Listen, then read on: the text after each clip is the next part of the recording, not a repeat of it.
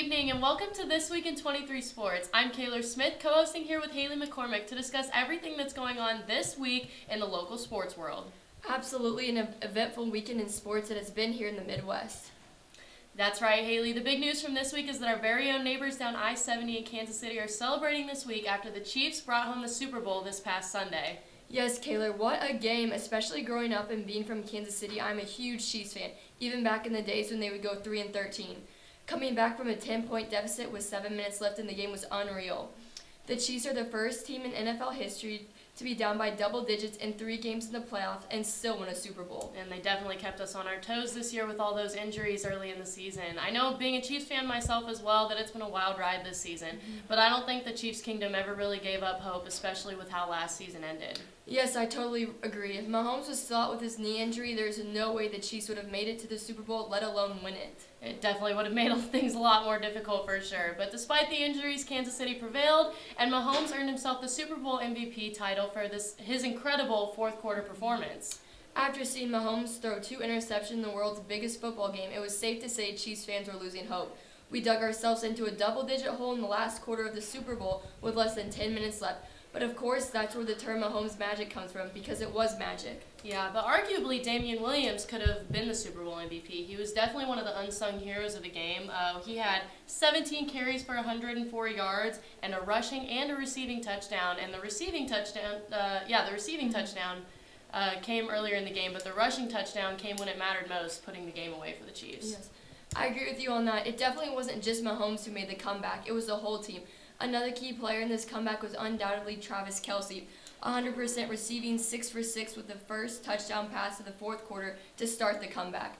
And of course, Chris Jones, who blocked 2 of Garoppolo's pass to give it away on fourth down as a huge turning point. Absolutely, and he got his hands on a lot. He was being relentless totally at the line. Yes. But this whole experience with the Chiefs this season has been very similar to the Royals for Kansas City fans. You know, the Royals coming off a 30-year drought from their 85 World Series, and then going and getting to the farthest point in the playoffs, getting to the World Series, and losing in a devastating fashion in 2014, and coming back the following season, and taking it home. And do it all again. And the same thing with the Chiefs, the 50-year drought for the Super Bowl since '69, and then they come back last season, and they get all the way to the AFC Championship, devastating loss. I remember that like it was yesterday. It was painful. And then coming back the next season and winning it, taking it home for the Kingdom. Yes, it was great.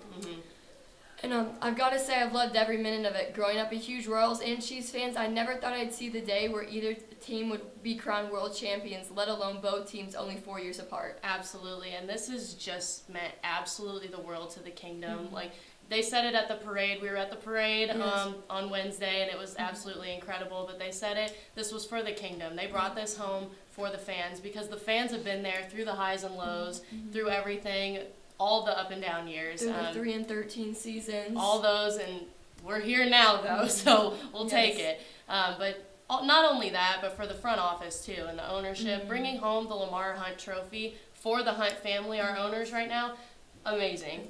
I agree. Moving on. Okay, in local sports news, Mizzou men's basketball continues to struggle this season as they fell again to Texas A&M 51-68 this past Tuesday. Yes, Kayla, Saturday's game against South Carolina was anything but stellar. The Tigers came out cold, missing their first 7 field goals. South Carolina broke away fast, holding a double-point lead throughout the rest of the game. Although the Tigers did do a good job of making it to the free throw line and went 12 for 15 in the first half, it wasn't good enough to get them back in the game. The Tigers lost 76-54. Yeah, and hopefully they can find that spark they had against Georgia last week again this Saturday against their conference rival Arkansas.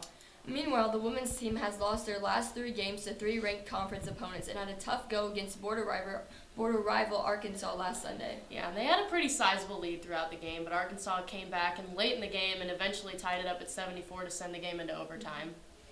After a hard-fought battle, the Tigers came up losing short 81-85. Amber Smith being the leading scorer that night with 22 points and 9 rebounds. Yeah, and that put the Tigers' conference record at 2-7, so not too great, but hopefully that they can bring some magic back. Bring some magic like back. The men's team against Georgia. Yes, absolutely. They played Georgia tonight at 6 p.m. Absolutely. Well, that's all we have for you this week in 23 Sports. Thank you for tuning in. I'm Haley McCormick. And I'm Kayla Smith. Have a good evening.